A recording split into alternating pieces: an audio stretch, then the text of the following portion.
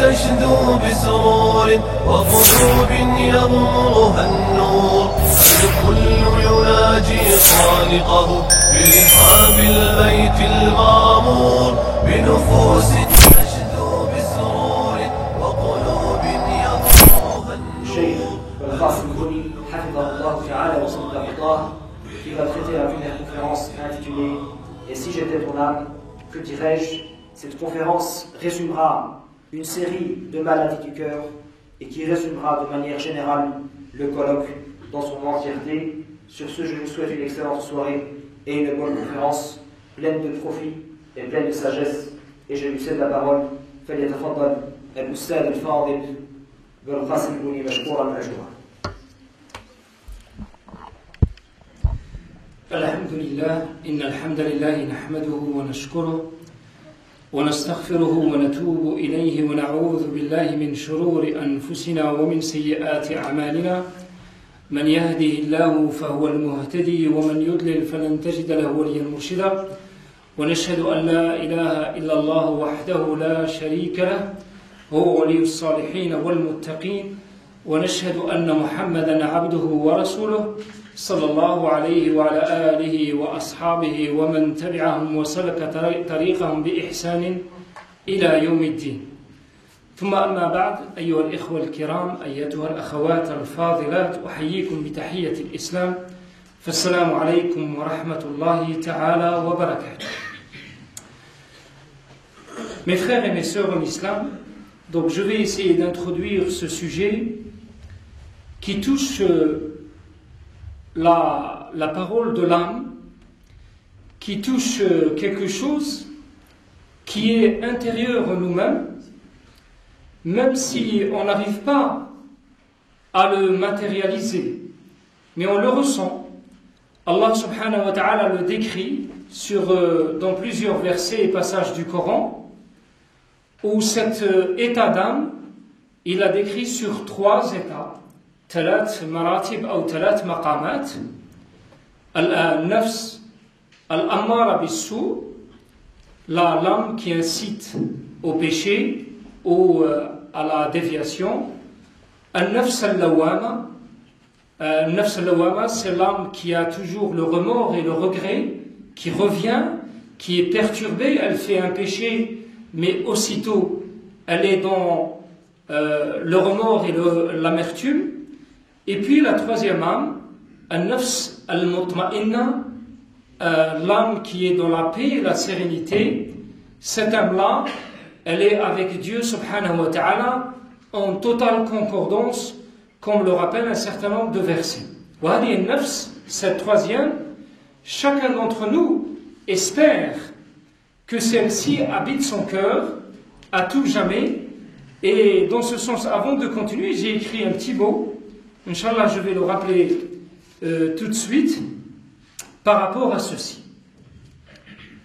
Alors je suis ton ennemi juré, je te lâcherai jamais jusqu'à ton dernier soupir. J'habite ton cœur et ton âme. Parfois tu me ressembles tellement au point que je pense que tu es moi-même. M'as-tu reconnu?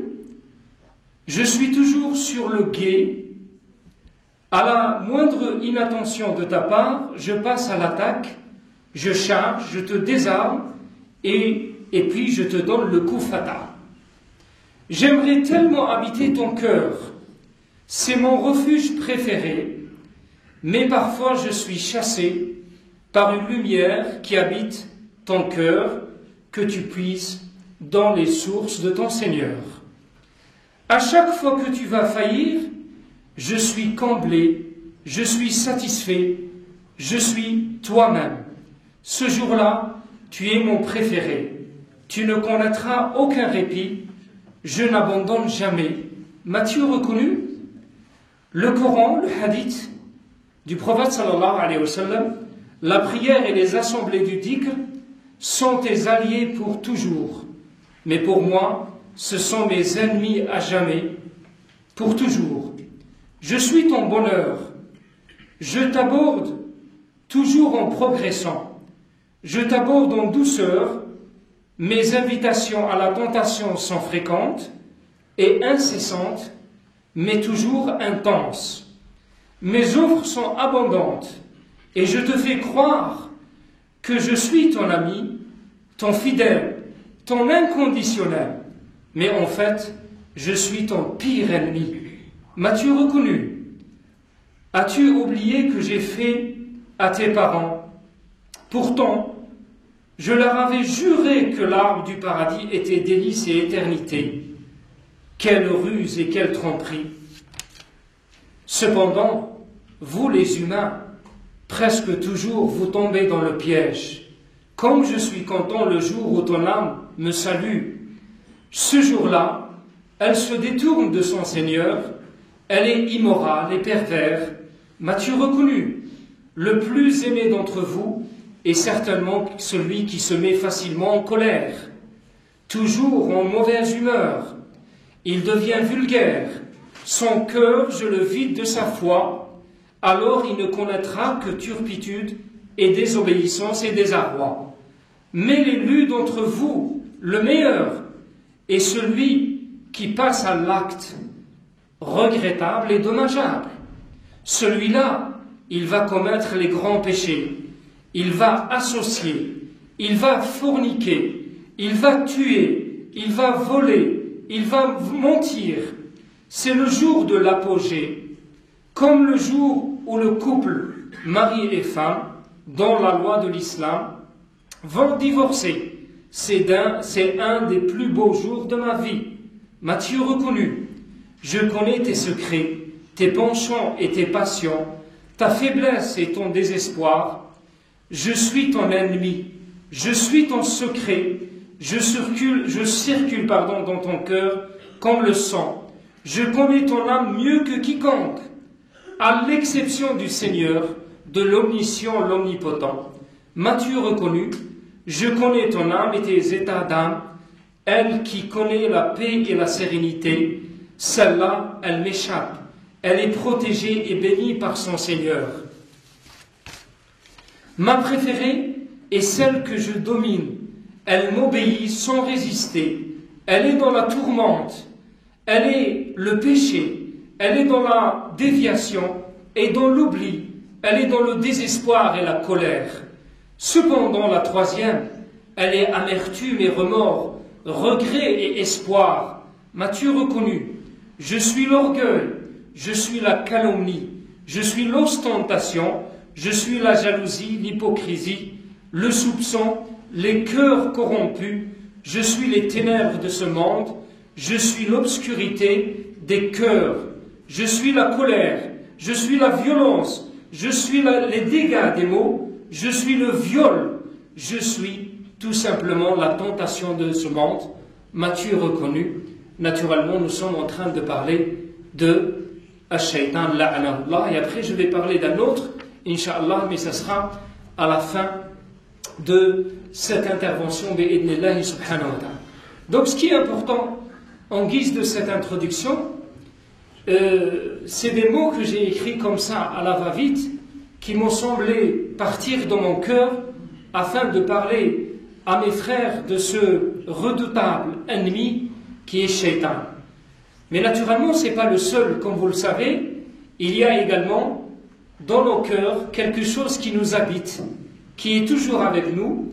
C'est notre âme, c'est un nafs que Allah subhanahu wa ta'ala la rappelle dans le Coran, qui dit, elle est sans cesse en train de nous pousser, de nous inciter vers vers la déviation, vers la turpitude, vers le regrettable, vers les dégâts, etc. Donc cette âme-là, même si elle nous échappe, elle fait partie de cette dimension que Allah subhanahu wa ta'ala cite dans le Coran. وَيَسْأَلُونَكَ عَنِ الرُّوحِ قُلِ الرُّوحُ مِنْ أَمْرِ رَبِّي وَمَا أُوتِيتُم مِنَ الْعِلْمِ إِلَّا قَلِيلًا. Lorsqu'on t'interroge à propos de l'âme, dis-leur que l'âme, elle fait partie min ilmillah, elle fait partie de l'ordre divin, elle fait partie d'une autre dimension. Elle va nous échapper à jamais. Même si on va creuser au fond de nous-mêmes, on va retourner tous les versets, tous les hadiths possibles, Allah subhanahu wa ta'ala, on ne peut plus clair. Il a été très clair en disant, c'est quelque chose, son essence, son essence, elle va nous échapper. Donc on ne va pas parler de cette essence-là, puisque Allah subhanahu wa ta'ala, on va lui dire, Sami'na wa ata'na, nous avons écouté et nous allons obéir. Donc cette âme-là, même si on va la chercher dans le monde du mortuel, on va disséquer le corps, on va essayer de chercher dans les cœurs ou dans le cerveau, on ne va rien trouver parce qu'elle ne fait pas partie du monde matériel, voire elle dépasse notre dimension de ce monde. Allah subhanahu wa ta'ala, il est clair en disant وَمَا أُوتِيتُمْ vous les humains, مِنَ الْعِلْمِ de la science, ce qu'on vous a ouvert comme science, ce qu'on vous a laissé percer comme science, n'est que minime, n'est que restreint, et la dimension de l'âme, elle va vous échapper, c'est une certitude. Alors, mais qu'est-ce qu'on va parler? On va parler de ces états qui sont connus, que Allah subhanahu wa ta'ala le rappelle dans le Coran. C'est al-nafs al-amara bis-sou, celle qui nous incite à faire le mal, al-nafs al-lawama, le deuxième stade, si vous voulez, si on va mettre une courbe ascendante, la deuxième ou le deuxième niveau, c'est celle qui nous tire intérieurement, qui nous dit pourquoi tu es passé à l'acte, et elle nous demande le regret, le geste regrettable. Et la troisième, c'est celle qui est dans la sérénité, celle al-mutma'inna qui est dans at-tama'nina wa sakina, la paix intérieure, celle qui est dans la paix totale avec Allah subhanahu wa ta'ala. Pourquoi? Parce que elle a suivi le chemin d'Allah subhanahu wa ta'ala, donc elle n'est jamais en contradiction, elle n'est jamais à l'opposition de ce que Allah subhanahu wa ta'ala nous a demandé. Alors dès lors que nous allons désobéir à Allah, il y a cette nafs qui va se mettre en colère, parce que nous sommes dans al-fitra, nous sommes dans l'inné de ce que Allah subhanahu wa ta'ala nous a fait. Alors par rapport à cette première âme, ou cette première état, j'attire votre attention sur quelque chose qui est très important. Ces trois états d'âme nous habitent, tous, sans exception aucune. Peut-être à quelqu'un il est en train de dire, peut-être moi, il n'y a que al-mutma'inna, al-sakina. Non, les trois, sans prétention de chacun d'entre nous, croyez-moi, les trois, elles vont nous habiter. Peut-être les gens qui seront dans la piété, al-nafs al-ammara bis-sou, elle ne va apparaître que rarement, et elle ne va se montrer que exceptionnellement dans la vie de ce pieux et de ces pieuses. Mais ces trois états nous habitent à coup sûr, parce que Allah subhanahu wa ta'ala nous a créés ainsi. Mais cette première âme, ce qui est important de rappeler, c'est que l'être qui est habité par cette âme, c'est quoi? C'est quelqu'un qui est rariqun fi shahawat, rariqun fi dunub, il est en plein pied dans les péchés. Ça veut dire, il ne regrette même pas, il ne pense même pas à Allah subhanahu wa ta'ala. Il est en plein à l'intérieur, et c'est pour ça que Allah subhanahu wa ta'ala le décrit dans le Coran. Ara'ayta man ittakhadha ilaha hawahu wa adallahu Allahu ala ilm, wa fi aya ukhra kadhalika yasifu Allah subhanahu wa ta'ala, il nous décrit cet état d'âme en disant: as-tu vu celui qui prend sa passion comme divinité ou comme idole? Il va la prendre carrément son âme, tout ce qu'elle va lui dire, tout ce qu'elle va lui dicter, alors il va dire Sami'na wa ata'na, il va écouter et entendre et répondre les appels de son âme, il va se laisser guider jusqu'à se noyer dans les péchés et la turpitude. Et de là je me rappelle un frère, à chaque fois je me rappelle de lui, subhanallah, je ne sais pas pourquoi.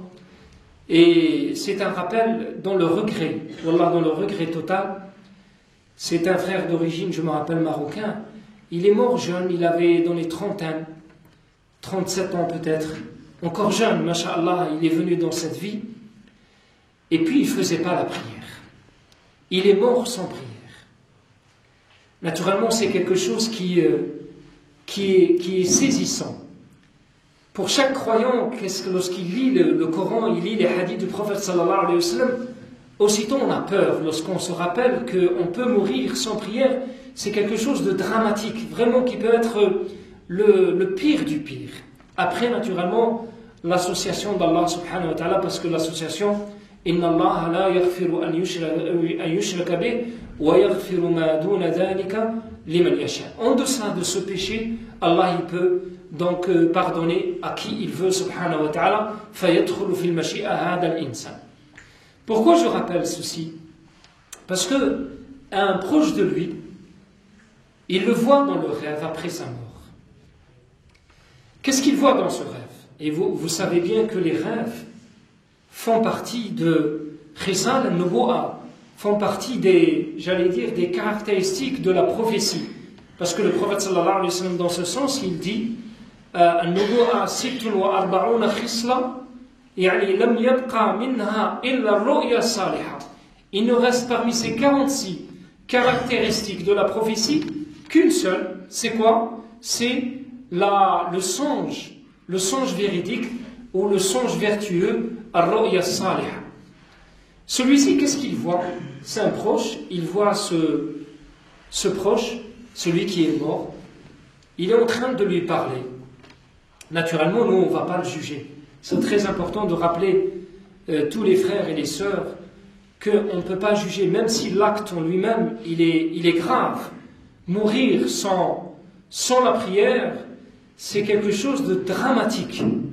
Mais ce n'est pas pour autant qu'on a le droit de le juger. Pourquoi? Parce que yadkhulu fil mashi'a, comme le disent les ulama, le mashi'a, c'est-à-dire il est sous la volonté de Dieu subhanahu wa ta'ala. Insha'a ghafara.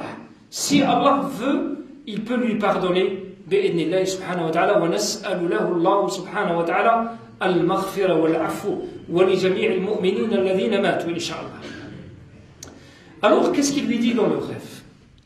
Il lui dit: j'aimerais une chose, revenir à ce monde, mais je n'arrive pas.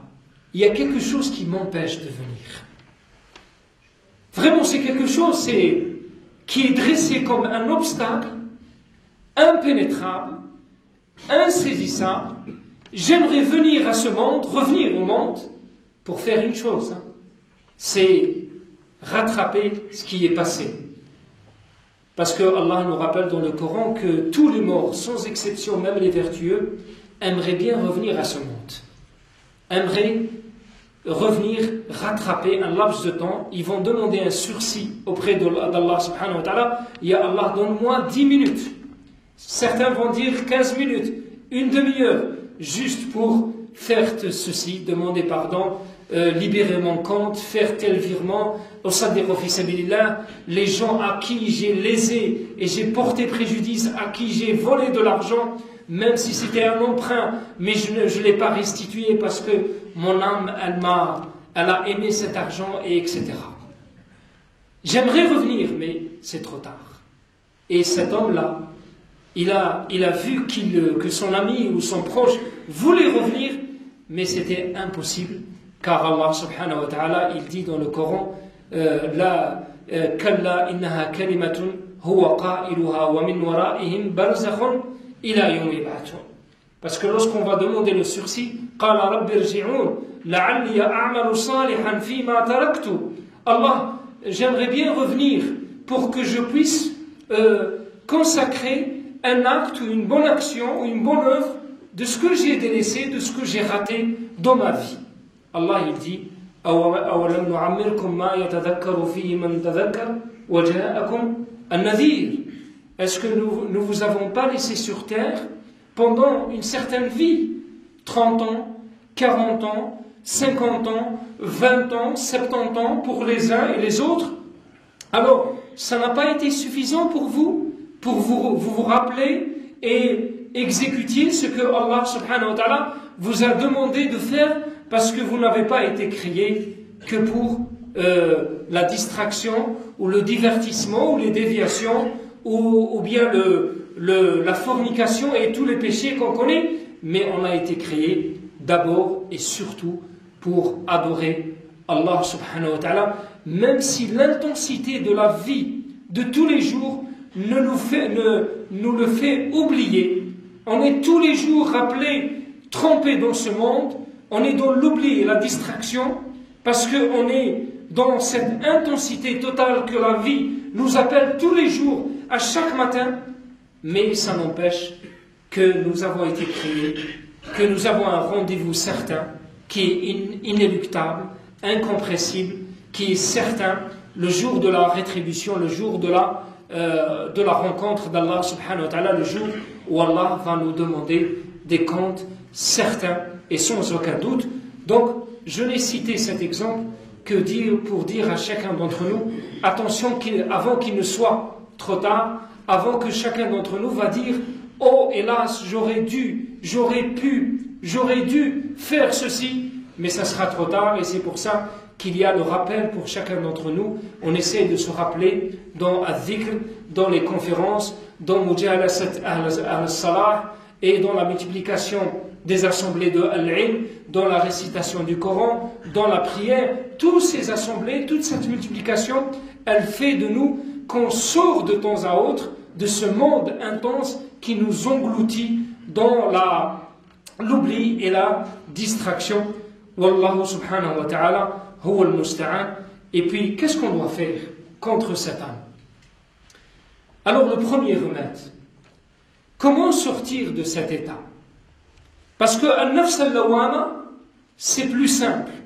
Al-nafs al-lawama, ça veut dire l'âme, elle fait le péché, elle passe à l'acte regrettable, l'acte qui est dommageable, qui n'est pas excusable, mais aussitôt qu'elle fait le péché, elle se rappelle, elle a intérieurement fait le fitra, ce que Allah subhanahu wa ta'ala a mis dans nos cœurs, quelque chose qui nous rappelle qu'on est dans le regret, qu'on est désolé, qu'on va revenir et on est dégoûté de nous voir nous-mêmes passer à cet acte. On se regarde devant le miroir et on dit « Astaghfirullah, qu'est-ce que je viens de faire?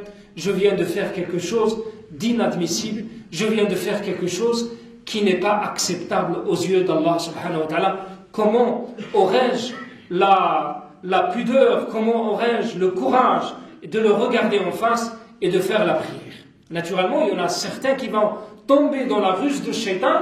Shaitan, qu'est-ce qu'il va dire pour le nafs al-lawama? Tu as fait tellement de péchés, tu as tellement failli, tu as tellement corrompu, tu as tellement fait ceci, tu n'as pas honte, tu ne peux pas revenir et te mettre devant Allah subhanahu wa ta'ala. Reste dans ton état. D'abord, tu dois quitter les péchés. C'est comme ça que le Shaitan nous décrit la situation. D'abord, reste dans les péchés. Après, quand tu vas devenir plus saint, plus pur, à ce moment-là, tu reviens vers Dieu, vers la pureté, vers ton état d'âme, vers la prière, vers la mosquée, vers les assemblées de dhikr. Et ça, c'est une ruse en soi. Pourquoi une ruse? Parce que, quelle est ta chance si ce n'est revenir à la mosquée? Quelle est ta chance si ce n'est écouter une bonne parole? Quelle est ta chance si ce n'est faire une prosternation devant Allah et tu commences à pleurer et demander Ya Allah, j'aimerais revenir, j'aimerais demander le pardon, Ya Allah. Mais si tu vas rester dans les péchés, ça veut dire tu restes dans l'oubli et la distraction et le cœur il va se noircir et masha'Allah, tu vas oublier et rester dans les oublis et ça c'est une ruse. Donc al-nafs al-lawama, si tu passes à l'acte, quel qu'il soit ce péché, il n'y a pas de fauteur dans ce monde, il n'y a pas de gens qui sont infaillibles dans ce monde, il n'y a pas de gens qui sont parfaits dans ce monde. Les seuls qui sont infaillibles, ce sont les prophètes alayhimus salatu wassalam. Mais chacun d'entre nous, quel qu'il soit, homme, femme, imam ou pas imam, nous sommes tous fauteurs, nous sommes tous faillibles, nous passerons toujours un jour ou l'autre à quelque chose qui nous appelle et qui nous rappelle à Dieu en disant Astaghfirullah, je viens de faire quelque chose que Allah n'admettrait jamais. Donc, attention, c'est une ruse, il faut revenir vers Allah subhanahu wa ta'ala. La deuxième âme, al-lawama, toujours, c'est elle qui fait le péché, mais aussitôt elle revient vers Dieu. Elle fait le péché et de nouveau elle revient vers Dieu. Naturellement, ce n'est pas la chose qui est la plus souhaitable, qui est la plus exemplaire, parce que tu fais un péché et tu vas encore venir vers Allah subhanahu wa ta'ala, Ya Allah samihni, Ya Allah je demande pardon, Ya Allah je viens de faire la fornication, ou je viens de faire la médisance, ou bien je viens de désobéir à mes parents, ou bien je viens de me mettre dans un état de colère, et j'ai insulté ma femme, je l'ai frappée, j'ai fait. Alors, mais tu reviens à la mosquée, et tu commences à te rappeler et te revenir tout doucement. Alors, Inch'Allah, donc il y a des remèdes, et on va, Inch'Allah, citer quelques pistes, bi'idhnillah subhanahu wa ta'ala. Là, je décris juste les états d'âme. Et puis, il y a un nafs, al-mutma'inna, celle qui est dans la paix totale, qui est avec Dieu. Ça ne veut pas dire qu'il est parfait, ça ne veut pas dire qu'il est devenu prophète. Rappelez-vous le verset du Coran, lorsque Allah subhanahu wa ta'ala il nous dit Sari'u ila maghfiratin min rabbikum wa jannatin 'arduha as-samawati wal ard. Il nous dit empressez-vous, allez vers un paradis en courant à la hâte, dont la largeur elle est comme le ciel et la terre. Et puis il commence à décrire ce paradis qui est réservé pour qui? Il est réservé pour les pieux. Il commence à dire c'est qui les pieux? Al-'iddatil muttaqin. Continue le verset. Al-'iddatil muttaqin. سارعوا إلى مغفرة من ربكم وجنة عرضها السماوات والأرض أعدت للمتقين الذين ينفقون في السراء والضراء. Ceux qui donnent fi sabilillah dans un état d'abondance et dans un état de... Ils n'ont pas, ils sont dans la difficulté, alors ils donnent fi sabilillah malgré tout. Et puis, al-kadimin al-ghayd. Al-kadimin al-ghayd, ça veut dire ceux qui maîtrisent leur colère.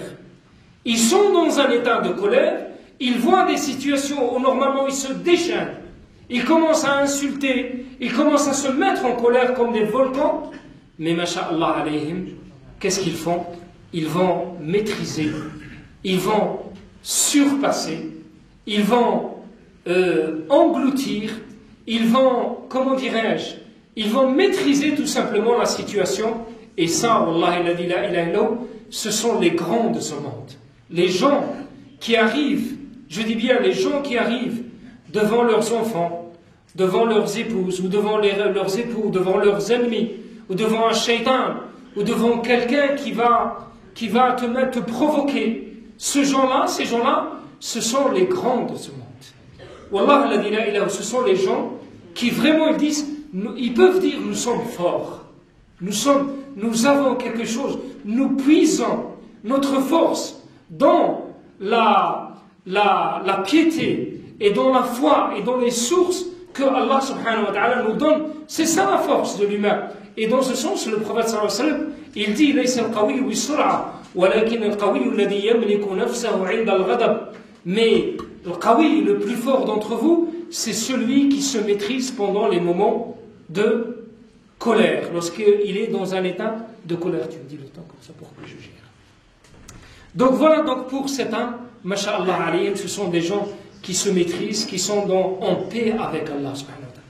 Et pourquoi ils sont dans la sérénité et dans la tranquillité, dans la paix intérieure? Parce que d'abord, ils ont déclaré la paix avec Dieu subhanahu wa ta'ala. D'abord, les péchés, c'est pas notre vertu. L'obéissance de Dieu, c'est notre vertu. La désobéissance de Shaitan, c'est notre vertu. D'abord, ils ont conclu un acte de paix avec Allah subhanahu wa ta'ala. Alors Allah, il va leur donner quelque chose en récompense. C'est quoi cette récompense? C'est quoi cette restitution? C'est la sérénité, c'est la paix, c'est toma'nina, c'est sakina. Ils sont, masha'Allah alayhim, dans leur demeure, dans la mosquée, dans leur travail, avec leurs amis, avec leurs épouses, avec leurs époux, avec leurs enfants, ils sont toujours en paix. Ils restent des humains à part entière. Ils peuvent fauter, ils peuvent commettre l'acte regrettable, mais c'est une exception dans leur vie. Ce n'est pas comme monsieur tout le monde, donc qui est dans le nafs al-lawama. Celui qui est dans un nafs al-mutma'inna, le péché devient une exception. Ça ne veut pas dire qu'ils ne vont pas faire le péché comme Allah le dit. وَالَّذِينَ إِذَا فَعَلُوا فَاحِشَةً أَوْ ظَلَمُوا أَنفُسَهُم. Ils vont même faire al-fahisha, peut-être. Mais ces muttaqin, qu'est-ce qu'il dit le Coran dans Surat Al-Anfal? إِنَّ الَّذِينَ اتَّقَوْا إِذَا مَسَّهُمْ طَائِفٌ مِنَ الشَّيْطَانِ تَذَكَّرُوا فَإِذَا هُمْ مُبْصِرُونَ. Ceux qui sont pieux, lorsque une partie, comment dirais-je, une attaque, j'allais dire, ou un représailles de shaitan va les atteindre, c'est aussitôt ils vont se rappeler et revenir vers Dieu, subhanahu wa ta'ala, et dire astaghfirullah, nous sommes des fauteurs, Allah, alors on va revenir vers Allah, subhanahu wa ta'ala. Alors, je reviens pour citer quelques remèdes, bi'idnillahi subhanahu wa ta'ala. Alors, le premier des remèdes, mes frères et mes sœurs, c'est connaître son âme. Comme j'avais dit tout à l'heure, ce n'est pas sa dimension qui nous échappe, mais connaître son âme, ça veut dire quelles sont mes faiblesses, moi. Hein? Moi, je parle de moi-même et toi, tu parles de toi-même. Quelles sont mes faiblesses? Quels sont mes penchants? Quelles sont mes passions? Quelles sont les choses pour lesquelles je peux craquer facilement? Alors, le premier élément de réponse, c'est d'abord connaître bien son âme, l'étudier et essayer de percer ses secrets, comme on l'a souligné tout à l'heure dans le petit mot. Et ça, c'est le début du remède, c'est le commencement, Inch'Allah. Donc, je commence à connaître mon âme, qu'est-ce qu'elle aime le plus. Et dans ce sens, on rapporte que Sayyidina Omar radiallahu anhu, un jour, on le trouve en train de marcher pendant qu'il était calife, Amir al-Mu'minin, après l'époque de Abu Bakr as-Siddiq radiallahu anhu majma'in. Il porte sur son dos du bois, il est en train de ramasser du bois, il le met sur son dos pendant qu'il était calife. Alors un compagnon le retrouve, il lui dit: Ya Amir al-Mu'minin, comment est-ce possible?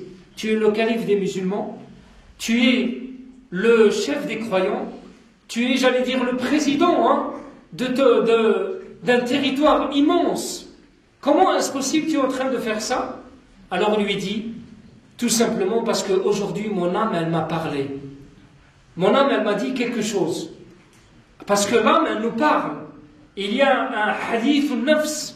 Hadith al-nafs, c'est une parole qui est secrète. On ne l'entend pas. Hein? Elle n'est pas audible.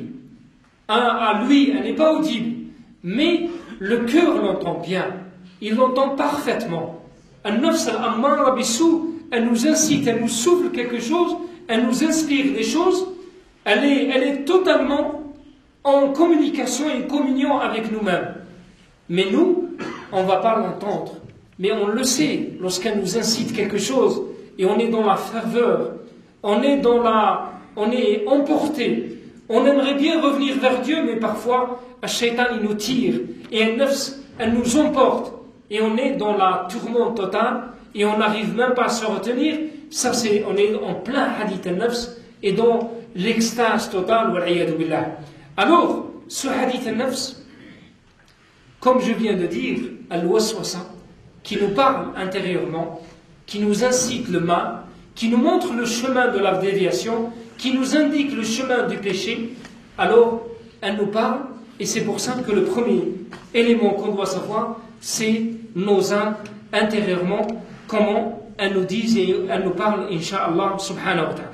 Alors le deuxième élément, qui est qu'on voit demander à travers, à droite, à gauche, on nous expose des problèmes, mais qu'est-ce que je dois faire? J'ai un tel problème, je suis dans les péchés, ou j'ai failli, ou j'ai fait le geste regrettable, j'ai eu un rapport sexuel avec une telle, c'est pas ma femme, ou bien elle est en train de parler, elle dit c'est pas mon époux, et je suis maintenant enceinte, qu'est-ce que je dois faire? Quelle est la solution? Hein? Il y a cette parole, donc qu'est-ce que Allah subhanahu wa ta'ala, il nous donne une solution. Les ulama, ils nous disent, Wallah, il a dit la ilaha illahu, personne ne peut venir à ton secours en dehors d'Allah subhanahu wa ta'ala. Donc la première des choses, asduq ma'allah, sois sincère avec Dieu subhanahu wa ta'ala, tawajjah ila Allah. Donc frappe à la porte de Dieu subhanahu wa ta'ala avec sidq, avec sincérité. Va à cette porte et dis Ya Allah, trouve-moi une solution. Ya Allah, aide-moi. Je n'arrive pas à surmonter mon problème. Je suis dans la déviation. Je viens de commettre quelque chose de terrible, mais je n'arrive pas à sortir. Comment, Ya Allah, si ce n'est toi? Donc la première des choses qu'on doit faire, as-sidq ma Allah subhanahu wa ta'ala. Je commence à pleurer, je fais ma prosternation, je me dirige vers Allah subhanahu wa ta'ala et je commence à dire Ya Allah, si ce n'est toi qui peux m'aider, si ce n'est toi qui peux venir à mon secours, si ce n'est toi qui peux solutionner mon problème, si ce n'est toi qui peux, Inch'Allah, donc résoudre ces équations qui sont parfaitement insolubles parfois pour un certain nombre de situations, pour un certain nombre de jeunes qu'on connaît malheureusement. Alors on leur dit tout simplement, il y a une porte, ne l'oubliez jamais, c'est celle d'Allah subhanahu wa ta'ala, et ne quittez pas cette porte. Frappez à la porte, ne les quittez jamais, jusqu'à ce que l'imam Ibn al-Qayyim al-Juziyya, qu'est-ce qu'il dit? Il dit, lorsque vous allez à la porte d'Allah subhanahu wa ta'ala, frappez. Ne quittez pas la porte. Insistez jusqu'à ce qu'on vous ouvre la porte. Allah vous ouvre cette porte, bi'idhnillah subhanahu wa ta'ala. Donc, s'il y a un remède miracle, s'il y a un secret, s'il y a quelque chose qui est le secret des secrets, c'est certainement celui-ci. Nasduq ma'Allah, on est sincère avec Dieu, on se dirige vers Allah, entre nous et lui-même, et on commence à pleurer et lui dire Ya Allah, je n'arrive pas à surmonter ce problème, cette solution qui devient interminable. Wal'iyadu billah, as'alullah subhanahu wa ta'ala, et on commence à dire les différentes invocations bi'idhnillah subhanahu wa ta'ala. Alors, quelques conseils, puis je reviens aux mots que j'avais traduits, que j'avais même cités ici, mais je vais le rappeler bi'idhnillah subhanahu wa ta'ala. Donc, le premier conseil que je peux donner aux frères et aux sœurs, la sabil illa sidq. الصدق وفي طلب العون من الله سبحانه وتعالى. أن نصدق ونطلب العون من الله. C'est la première des solutions. Ne perds pas ton temps à droite ou à gauche. Tu vas dire peut-être tel cheikh ou tel frère, masha'Allah, il sait bien parler, il sait bien réciter le Coran. Ce n'est que comme toi. Il a également ses problèmes. Il peut te donner quelques éléments de réponse, mais certainement celui qui peut t'aider, toujours t'aider, il n'est jamais faillible. وَتَوَكَّلْ عَلَى الْحَيِّ الَّذِي لَا يَمُوتُ. Celui qui ne connaît jamais la mort, c'est Allah subhanahu wa ta'ala. Donc, j'invite toujours mes frères et mes sœurs, quel qu'il soit ce problème-là, quelle qu'elle soit la difficulté, on se dirige vers Allah subhanahu wa ta'ala, et avec sidq, avec sincérité, et ça c'est important. Deuxième élément, natabarra min anfusina. Natabarra min anfusina ici, min hawlina wa quwwatina in shi'tim. Ça veut dire notre ego, notre force intérieure. Je comptais toujours sur moi-même, alors pour une fois, quand je suis dans cette difficulté, j'oublie moi-même. Mais j'oublie totalement moi-même. Je compte exclusivement sur une force, c'est la seule force, c'est celle de Dieu subhanahu wa ta'ala. Donc oubliez, vous n'allez pas dire moi, masha'Allah, je sais, je suis en train de faire, j'ai surmonté ces difficultés. Non, oublie toi-même cet ego intérieur et compte seulement sur Dieu subhanahu wa ta'ala, exclusivement sur Dieu. Donc natabarra'u min anfusina ولا نتوكل إلا على ربنا سبحانه وتعالى ونعوذ بالله من حولنا وقوتنا. Et on revient vers Dieu contre nous-mêmes, notre force intérieure sur laquelle on pense compter sur elle, mais hélas, malheureusement, elle peut nous trahir. Et puis, troisième élément, mes frères, ahrisu ala tajdid al-iman. Tajdid al-iman, ça veut dire renouveler ma foi.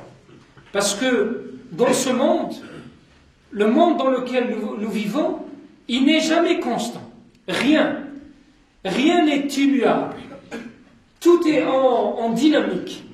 Même la foi, elle augmente ou bien elle diminue. Elle n'est pas constante. L'âge, il augmente.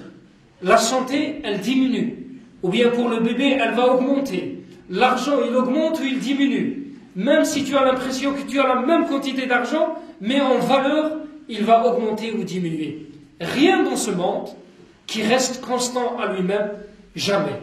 Donc même notre foi, celle qui est dans nos cœurs, qui habite nos cœurs, elle n'est jamais constante. Soit on est en train de progresser de l'avant, soit malheureusement on est en train de reculer, de régresser. Donc si on n'avance pas, on régresse. Donc attention, si tu ne vois pas que tu es en train d'avancer, sois-en certain que tu es en train de faire des pas en arrière, même s'ils ne sont pas perceptibles. Même si tu n'es pas en train de voir encore la différence, la perception, mais tu es en train de reculer tout doucement. Donc, le plus important, c'est renouveler sa foi. Multiplier les occasions et les événements de manière à pouvoir fortifier sa foi. Comment ça se passe? Eh bien, avec tous les moyens que vous connaissez, les moyens qui sont bien connus, ça fait partie de la présence à la mosquée, as-salawat, al-maktuba, la récitation du Coran, les différentes invocations que nous connaissons jour, matin, pendant la prière, pendant que je marche, les assemblées de Adh-Dhikr, les différentes rencontres avec les croyants, subhanahu wa ta'ala, la multiplication du jeûne, tous ces éléments-là font que on va donner à notre âme une certaine... C'est comme le corps. Notre corps, il a besoin de protéines, il a besoin de sucre, il a besoin de graisse, lipides. Pas pour les vieux comme moi, mais pour les jeunes au moins. C'est une certitude. Donc, notre corps, il a besoin quotidiennement d'une certaine quantité d'énergie. On l'estime à 2000-2500 kilocalories. De la même manière, notre âme, elle a besoin quotidiennement d'une nourriture, mais une nourriture qui n'est pas matérielle. Elle est autre chose. Allah, il a créé l'homme ainsi. Il est fait de corps, chair et âme et sang, mais il y a une deuxième partie qui n'est pas perceptible, qui nous échappe, qui est l'âme. Alors cette âme, au même titre que le corps, elle a besoin d'une alimentation. Elle a besoin d'être irriguée, pas par de l'eau ou de la nourriture, mais elle a besoin d'être irriguée par la lumière d'Allah subhanahu wa ta'ala. Cette lumière, nous la puisons d'où? Eh bien, de ce que je viens de dire, c'est le Coran, c'est la prière, c'est les invocations, c'est la multiplication des assemblées de Adh-Dhikr, c'est également les différentes invocations qu'on connaît. Également, le quatrième élément important, mujahadat al-nafs wa an nattakhid asbab al-hidayah. Naturellement, il faut faire de la résistance. On ne croit pas comme ça, masha'Allah, on va se réveiller à Salat al-Fajr. Même si tu fais le réveil, si tu commences à régler ton GSM ou la montre ou le réveil, c'est déjà une première résistance. Parce que ça se passe ici, dans le cœur. Ça commence toujours intérieurement le problème. Comme les gens qui veulent s'affranchir de la cigarette. Vous voyez bien que pendant le Ramadan, masha'Allah, depuis l'aube jusqu'au coucher du soleil, il va se programmer la veille, avant Salat al-Fajr, le programme, l'ordinateur, tac, tac, il va calculer en disant voilà Salat al-Fajr, voilà le coucher, je ne vais pas demander de cigarette. Pourquoi? Parce que c'est interdit. Je ne pourrai pas. Donc il y a une programmation. Et ça commence intérieurement toujours le problème. C'est de la même manière, l'âme, elle aime le facile. Elle aime le péché. Allah, il l'a créé ainsi. Elle aime l'argent. Même si l'argent, il est de l'haram, c'est pas grave. Elle aime bien. Elle aime ce pouvoir d'avoir l'argent pour le dépenser, pour avoir la jouissance. C'est comme ça que Allah nous a créés. Mais en même temps, il a créé quelque chose qui s'appelle le taqwa, qui s'appelle l'iman, qui s'appelle la résistance. Résister à cette facilité de la tentation alim al-riwaya, pour ne pas succomber, pour ne pas tomber dans le péché. Alors comment faire? C'est apprendre comment résister. Ça se passe déjà intérieurement lorsque tu règles ton réveil ou bien ton GSM pour se lever le matin, c'est déjà une première résistance. Parce qu'il y en a des gens qui vont dire « Je vais dormir, Inch'Allah, et je vais me réveiller le matin pour faire Salat al-Fajr ». Il sait qu'il a un sommeil profond. Il sait que Shaitan, il dort tout à côté de lui. Il sait que son âme, elle aime bien dormir. C'est un grand plaisir, le sommeil, de toutes les façons. Tout ça réuni, alors normalement, il devait quand même faire un petit geste, c'est celui de régler son GSM. Mais il ne le fait pas, volontairement. Parce que intérieurement, il y a eu une bataille, et dans la bataille, il y a eu la défaite. Qui a gagné? C'est Shaitan avec un nafs. Ils ont gagné, ils lui ont dit, il ne faut pas faire le réveil. Donc il a la première défaite. Il y en a d'autres croyants qui vont gagner cette première bataille, alors ils vont passer au geste, ils vont régler le réveil ou le GSM. Il y aura une deuxième bataille, qui est plus dure, c'est le matin, lorsque le réveil va commencer à sonner, tu vas faire juste comme ça, et l'éteindre, voire le jeter plus loin. Hein, n'est-ce pas? Ça se passe comme ça. Mais ça, c'est la deuxième bataille qui est la plus importante. Donc, ça fait partie de la résistance. Comment tu apprends à résister à ton âme? Naturellement, il y a des moyens et des moyens, comme on l'a souligné à plusieurs titres, c'est celui d'augmenter sa foi. Plus tu as la foi, ça veut dire plus tu es en rapport avec Dieu, subhanahu wa ta'ala. Et plus tu es en rapport avec Dieu, plus Dieu il est grand devant tes yeux. Et quand Dieu il est grand devant tes yeux, il revient à sa juste valeur. Qu'est-ce qui va se passer? Le matin, quand le réveil il va sonner, tu vas dire, Ya Allah, s'il y a des montagnes, s'il y a la neige, s'il y a le verglas, s'il y a le froid, s'il y a tout ce que tu peux imaginer, mais toi tu mérites beaucoup plus que tout ça. Rien, ça c'est rien devant toi, Ya Allah. Ya Allah, subhanak. Donc, mais ça ne vient que lorsque tu as la foi. Mais la foi ne viendra qu'avec le cheminement. Tu dois quotidiennement la travailler, l'augmenter, jour après jour. Ça ne viendra pas, c'est pas un clic comme ça, jamais. Tu auras une petite ferveur, peut-être tu vas écouter un bon dars, ou bien écouter une bonne lecture du Coran, tu vas succomber, mais ce n'est pas suffisant. Ce qui est suffisant, c'est ce que tu dois bâtir jour après jour. Comme tu vas te casser, tu vas effondrer ta foi jour après jour. D'ailleurs, le shaitan ne vient jamais d'un seul tenant. Je l'ai dit tout à l'heure dans la parole, je t'aborde qu'avec douceur. Je ne viens jamais qu'en progressant. Il vient toujours doucement. Et jamais il te dit, voilà le péché entièrement. Ya ayyuhalladhina amanu la tattabi'u khutuwat ash-shaytan. Ce sont des pas. Un petit pas, un deuxième pas, un troisième pas. Il te prend à la main. Une fois que tu as acquis le premier pas, le deuxième pas, le troisième pas, et le petit péché devant tes yeux, qu'est-ce qu'il va devenir? Il va devenir une banalité. Tu fais le péché tous les jours, mais ce péché, il va devenir une simple banalité. Le fait de regarder, par exemple, un corps d'une femme haram, il deviendra une banalité. Certains vont regarder et lui dire astaghfirullah, ils vont revenir. D'autres, ils vont marcher comme ça, masha'Allah. Mais un troisième, il va regarder, normal. Il va bien essuyer vers les essuie-glaces, c'est ça. Et parce que c'est une jouissance. Hein. C'est une jouissance, c'est un plaisir de regarder. Et ce plaisir-là, il n'arrive pas à faire de la résistance. Pourquoi? Il n'y a pas la foi. Pourquoi il n'y a pas assez de foi? Parce qu'il n'y a pas la crainte d'Allah subhanahu wa ta'ala.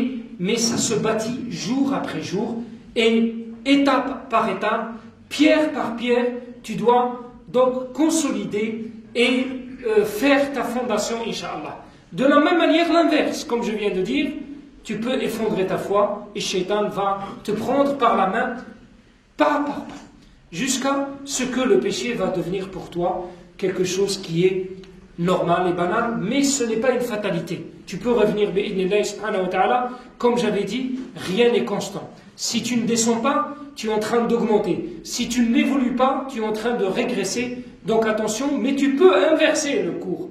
Tu peux le faire bi'idhnillahi subhanahu wa ta'ala. Donc ça c'est par rapport à mujahadat al-nafs. Et puis le quatrième élément, le cinquième, qui a toute son importance, c'est celui de al-ilm.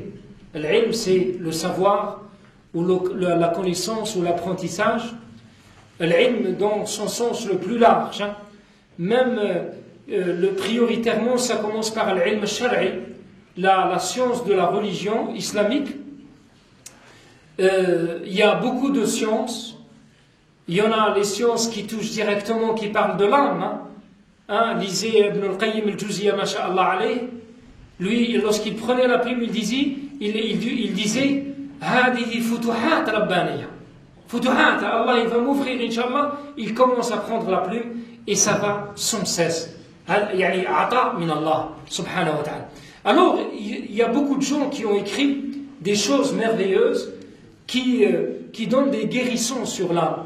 Depuis, naturellement, le plus important, c'est lire le Coran, parce que le Coran, il est plein de métaphores, de solutions, de remèdes, par rapport à nos âmes.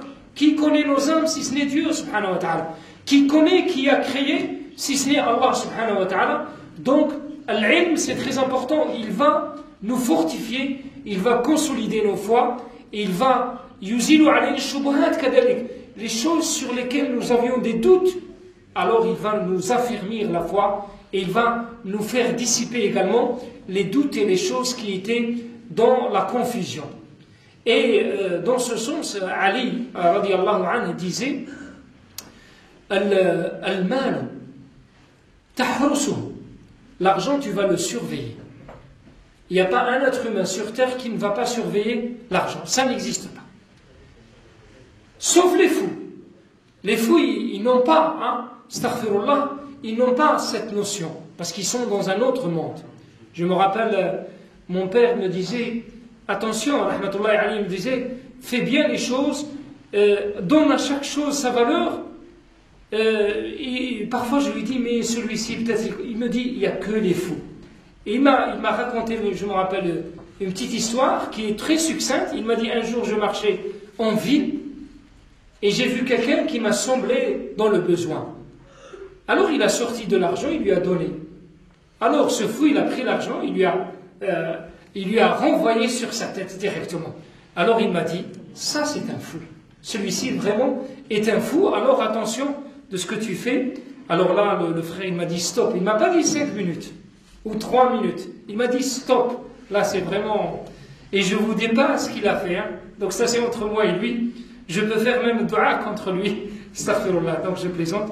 Alors juste je vais citer, ça me tient à cœur, al-ilm, j'ai dit, la science, al-muwadaba ala al-ibadat, ça je l'ai dit, donc c'est multiplier et persévérer dans l'adoration de Dieu. Suhbat as-salihin, c'est très important, c'est fréquenter les gens, j'allais dire vertueux, les gens fréquentants, etc. Donc je vais vous citer ce que j'avais préparé, Inch'Allah, mais ça va prendre 3 minutes, bi'idhnillah subhanahu wa ta'ala. Je l'avais déjà dit ici dans cette mosquée, ça je l'ai traduit d'un cheikh que j'aime bien. J'aimerais bien, si vous comprenez l'arabe, écoutez ces cassettes, vous les trouvez sur internet. Il s'appelle Ibrahim Douish, il est masha'Allah alayh, il parle de son cœur, barakallahu fi, Ibrahim Douish. Alors je cite rapidement, 2 minutes, Inch'Allah. Donc ça, ce sont ces paroles que j'ai traduites rapidement. Au cœur, tu m'as reconnu, ne dis pas que je ne te connais pas. Je suis resté comme sentinelle à tes portes, et à plusieurs reprises, j'ai frappé à ta porte. Maintenant, tu es plus dur que la roche, que la rocaille. Tu cherches à te détourner, tu cherches à t'enfuir. À chaque fois que tu penses à un péché, j'ai essayé d'être à ton côté pour que tu me voies, tu te rappelles, que tu reviennes. Mais hélas, tu m'as ignoré, comme si tu ne me voyais pas. Attention, je suis le secret merveilleux dans la vie des cœurs, dans les moments d'oubli, et de la distraction. Je veux tellement que tu vis une vie de bonheur. Je voudrais que tu sois un grand dans ce monde des vertueux. Je voudrais que tu sois béni dans tes paroles et tes actions. Viens et écoute. Les jours où j'habitais les cœurs tendres des hommes comme des montagnes.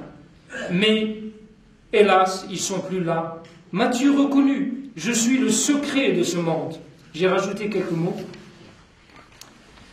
Je suis le bonheur dans ce monde. Je serai la paix et la garantie dans l'au-delà. Quand j'habite un cœur, c'est la sérénité qui l'épouse. Sa demeure sera tendresse.